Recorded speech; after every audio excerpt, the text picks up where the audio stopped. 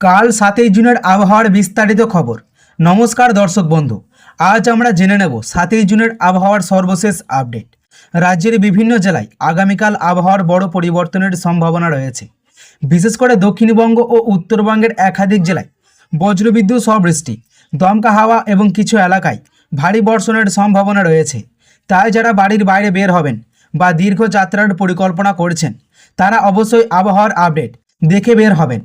দক্ষিণবঙ্গের কলকাতা, হাওড়া, হুগলি, উত্তর ও দক্ষিণ 24 পরগনা, পূর্ব মেদিনীপুর, পশ্চিম মেদিনীপুর, বর্ধমান, নদিয়া, মুর্শিদাবাদ, বীরভূম, বাঁকুড়া এবং পুরুলিয়া জেলার অধিকাংশ এলাকায় আকাশ আংশিক মেঘলা দেখা যেতে পারে। দুপুরের পর থেকে অনেক এলাকায় কালো মেঘ জমে বজ্রবিদ্যুৎ সহ বৃষ্টির সম্ভাবনা রয়েছে। কোথাও কোথাও ঘন্টায় 30 থেকে 50 কিলোমিটার বেগে ঝোড়ো হাওয়া বইতে পারে। বৃষ্টির ফলে দিনের তাপমাত্রা কিছুটা কমলেও বাতাসের আর্দ্রতার পরিমাণ বেশি থাকায় অস্বস্তিকর গরম অনুভূত হতে পারে।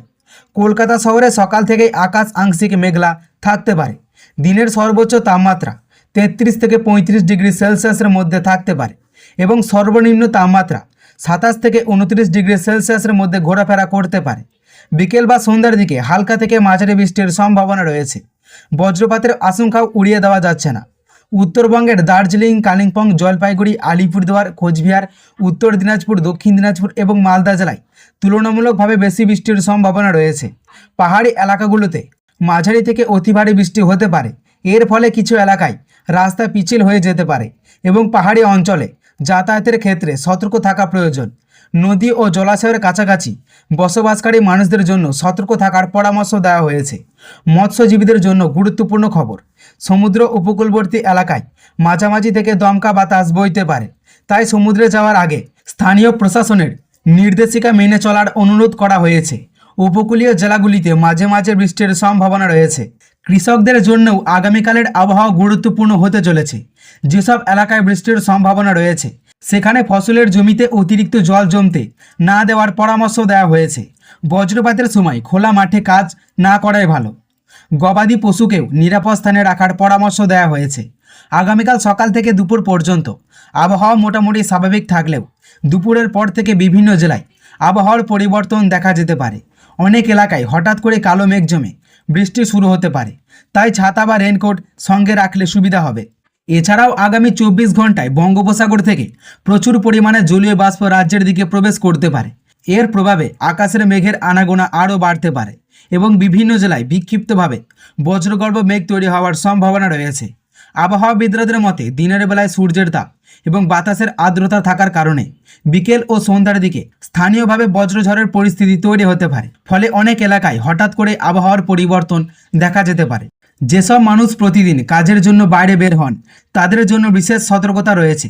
দুপুরের পর আকাশের অবস্থা লক্ষ্য রাখুন। যদি কোথাও কালো মেঘ জমতে দেখা যায় বা বজ্রপাতের শব্দ শোনা যায় তাহলে যত দ্রুত সম্ভব নিরাপদ স্থানে আশ্রয় নেওয়ার চেষ্টা করুন। গাছের নিচে দাঁড়িয়ে থাকা বা খোলা মাঠে অবস্থান করা এই সময় ঝুঁকিপূর্ণ হতে পারে। এদিকে রাজ্যের বিভিন্ন শহর ও শহরতলিতে গরম এবং আর্দ্রতার প্রভাব বজায় থাকতে পারে।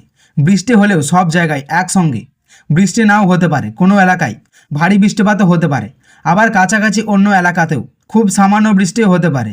এই ধরনের আবহাওয়া পরিবর্তন বর্ষা আগমনের সময় প্রায়ই দেখা যেতে পারে।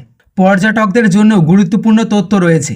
যারা সপ্তাহান্তে ভ্রমণের পরিকল্পনা করছেন, বিশেষ করে পাহাড় বা সমুদ্রের উপকূলের দিকে যাচ্ছেন, তারা যাত্রার আগে স্থানীয় আবহাওয়ার পরিস্থিতি জেনে নিন। পাহাড়ি এলাকায় মাঝে মাঝে কুয়াশা ও বৃষ্টির কারণে দৃশ্যমানতা কমে যেতে পারে। অন্যদিকে উপকূলবর্তী অঞ্চলে দমকা হওয়ার কারণে সমুদ্র কিছুটা উত্তাল থাকতে পারে। স্বাস্থ্য বিশেষজ্ঞদের মতে এই সময় গরম ও আর্দ্রতার কারণে শরীরে জল শূন্যতা সমস্যা দেখা দিতে পারে। তাই পর্যাপ্ত পরিমাণে জল পান করুন এবং প্রয়োজন ছাড়া দীর্ঘ সময় রোদে না থাকার পরামর্শ দেওয়া হয়েছে। শিশু ও বয়স্কদের ক্ষেত্রে বিশেষ করে সতর্ক থাকা প্রয়োজন, কারণ আবহাওয়ার দ্রুত পরিবর্তনের তাদের স্বাস্থ্যের ওপর বেশি প্রভাব ফেলতে পারে। আগামীকালের আবহাওয়ার আরেকটি গুরুত্বপূর্ণ দিক হলো বজ্রপাতের সম্ভাবনা। প্রতি বছর বজ্রপাতের বহু মানুষ আহত হন।